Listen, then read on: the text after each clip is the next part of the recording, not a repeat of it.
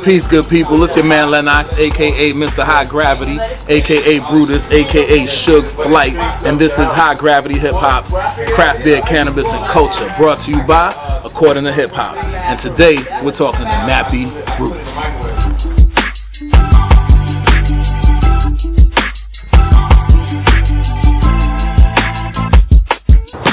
What's going on, y'all? It's your man Lennox, High Gravity Hip Hop, Craft Beer, Cannabis, and Culture. Damn, bro. Sorry. Yeah. Let me get my scarf, man. Do it.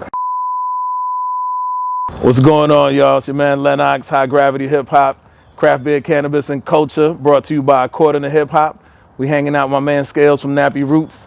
All right, and these guys are absolutely doing their thing on the craft beer scene as well as on the music scene. So I have a very simple interview style, very simple questions. There's gonna be 3 questions. So the first thing I want to ask you, Scales, is how did you fall in love with hip hop?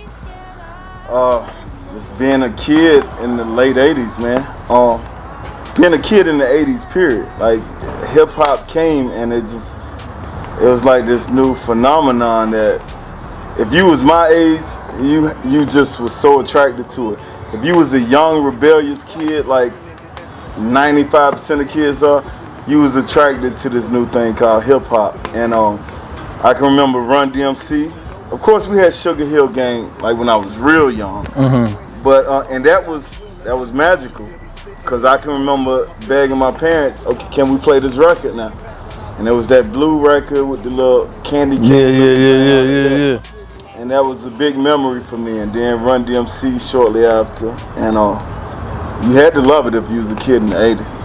All right. Did you do any type of breakdancing, or did you just get into MCing right away? Oh no, I was breakdancing. I was okay. Well, I'm from the South, so it ain't like we had cardboard boxes out and all that. We was more like pop locking and wave. Yeah. We'd do a little bit on the ground, but we're in the country. Like, we ain't doing a whole lot on the where I lived anyway. Sticks, but yeah. So I waved, pop lock.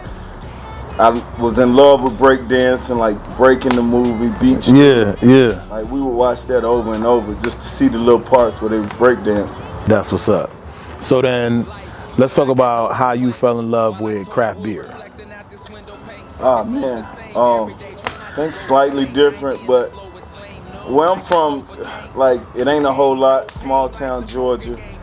You can't wait till the day that you can start leaving the house and start drinking.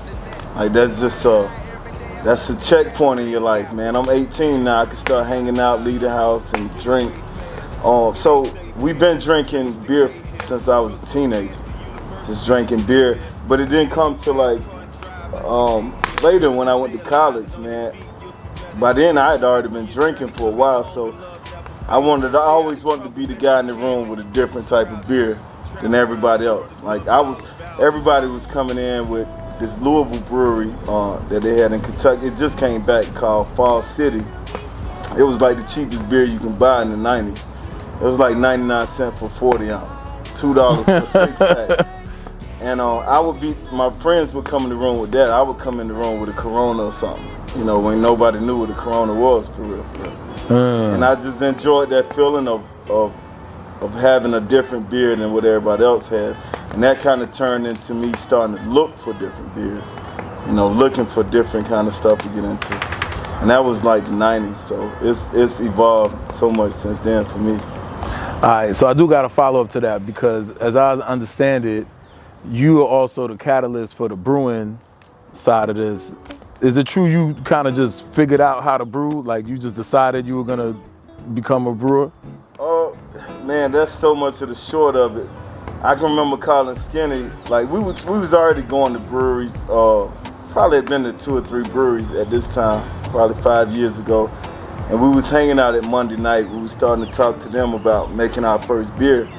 And one time I went over without Skinny, and they gave me a tour again, and it's just kind of the basics of making beer clicked. Like the 3 components of taking the grain, extracting the sugar from the grain, boiling the hops, and then using the yeast to ferment it.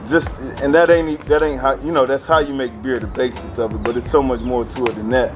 But I just remember calling Skinner excited, like, man, I think I understand the science of it. And you know, from there we just, you know, we've been into beer. Nappy Roots met off of beer, but yeah, it was that kind of moment that said, okay, basically 1 + 1 = 2. Dope. Well, y'all been getting pretty darn good, if I have to say so, for real. All right, so my last question is, how did you fall in love with cannabis? How do you not? I'm gonna say, man, the earliest influence on cannabis for me is Dr. Dre. Okay. Like when that first Chronic came out, it was just the coolest thing to do, roll blunts and get high. Roll blunts and smoke weed. Before that, it was all about drinking for us. Okay. But about 9th grade for me, when the Chronic came out, probably 10th grade, it's like everybody started smoking blunts. Everybody. And that was the thing to do. And it might have been too early to start smoking, for real. I don't think young people should be smoking weed, especially not the way we was doing it. Slow you down, throw off your focus a lot when you that age. But I fell in love with it. That's what's up. It's your man Lennox signing off. See you in the next segment.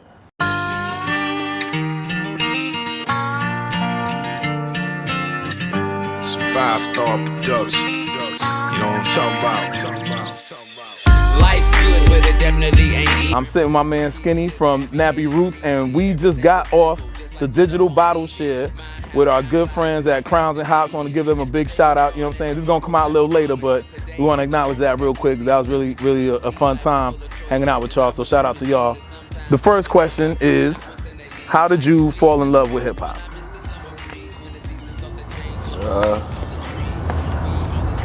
It was a quite sensual moment.